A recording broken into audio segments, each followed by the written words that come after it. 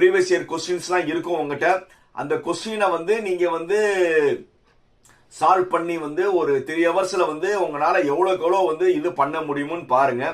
அதே மாதிரி mark test பண்ணி உங்களால எவ்வளவு ஸ்கோர் பண்ண முடியுதுன்னு அதையும் பிளான் பண்ணுங்க.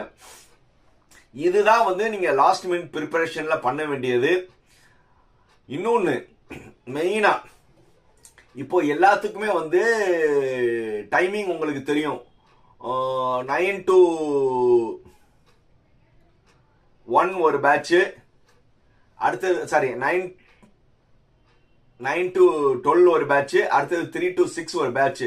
உங்க எல்லாத்துக்கும் தெரியும் இந்த 2 ஸ்லாட் தான் வந்து எக்ஸாமினேஷன் நடக்க போகுதுன்னு.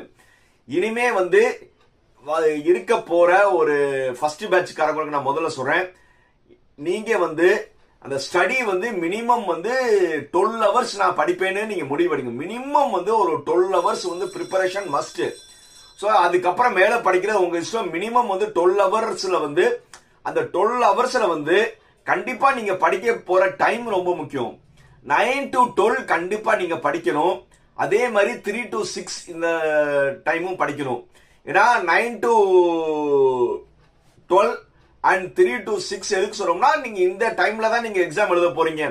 முதல்ல வந்து உங்க பாடி வந்து இந்த டைத்துக்கு வந்து என்ன ஆகணும், அடாப்ட் ஆகணும்.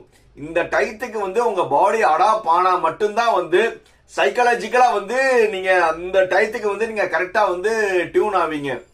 ஸோ அப்ப என்ன செய்யணும்னா, ஒரு நாளைக்கு வந்து நீங்க 9 to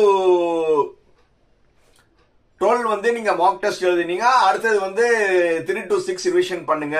இல்ல 3 to 6 வந்து ரிவிஷன் பண்ணுங்க, 9 to இது பண்ணுங்க. ஸோ நீங்க எப்படி இருந்தாலும் இந்த 3 ஹவர்ஸ் வந்து நீங்க கண்டிப்பா படிச்சே ஆகணும் ஃபர்ஸ்ட். அடுத்தது வந்து எக்ஸாமினேஷன் வந்து நீங்க வந்து 9 o'clock எக்ஸாம் இருக்குன்னா, நீங்க வந்து எக்ஸாம் ஹாலுக்கு வந்து 1 ஹவருக்கு முன்னாடி போகணும். 8 மணிக்கு வந்து நீங்க எக்ஸாம் ஹாலுக்கு போகணும். ஸோ உங்க வீட்டில இருந்து எக்ஸாமினேஷன் சென்டர் எவ்வளவு தூரம்னு உங்களுக்கு தான் தெரியும்.